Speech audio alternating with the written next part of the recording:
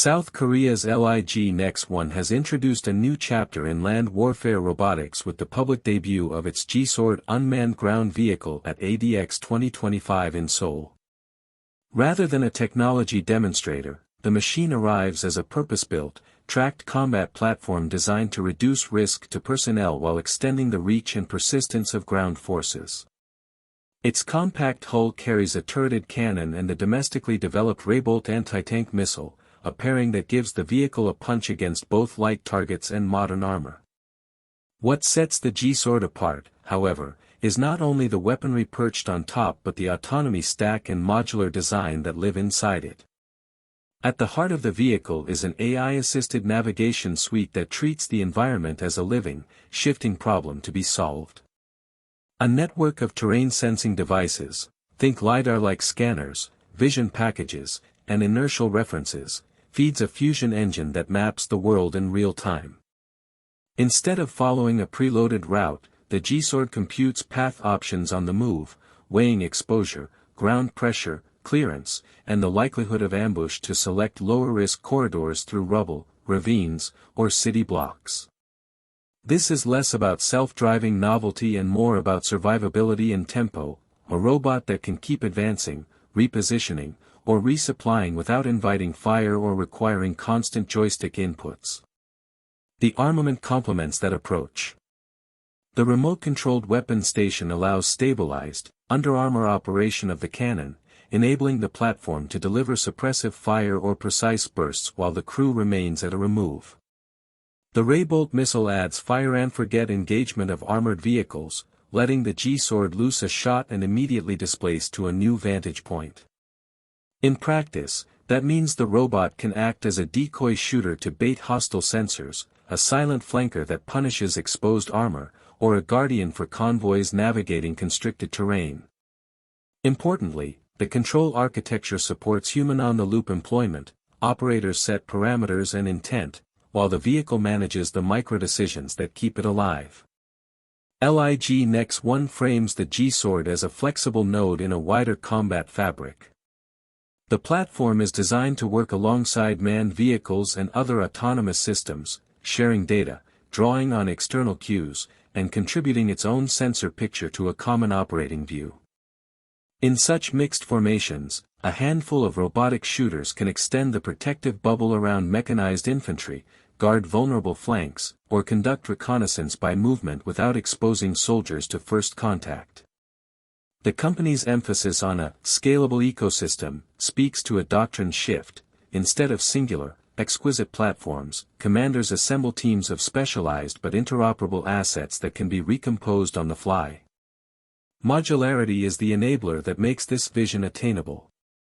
The G-Sword's base chassis accepts mission kits that can be swapped to suit the task.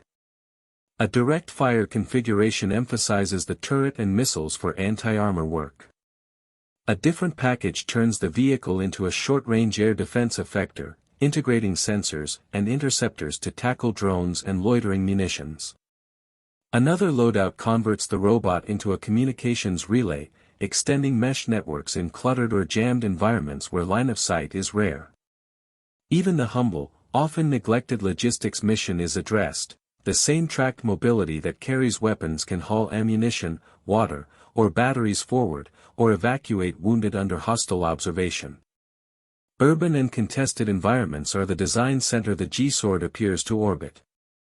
Street grids, debris, narrow alleys, and electronic interference cripple conventional autonomy if it depends on brittle assumptions or external infrastructure.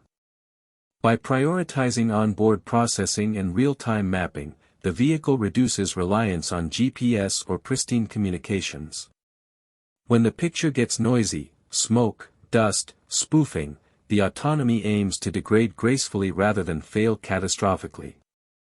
That emphasis on resilience suggests the system was engineered with the messiness of modern battlefields in mind, not pristine test ranges.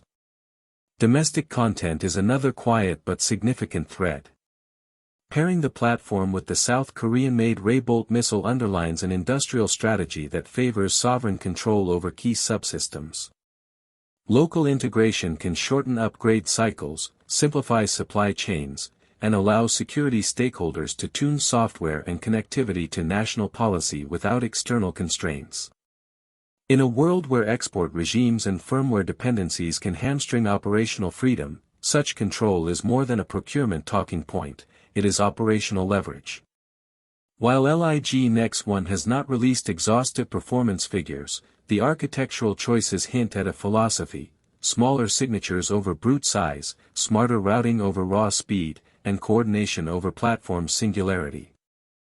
Those priorities mirror global trends in land combat, where cheap sensors proliferate, drones compress engagement timelines, and dispersion is essential to survival.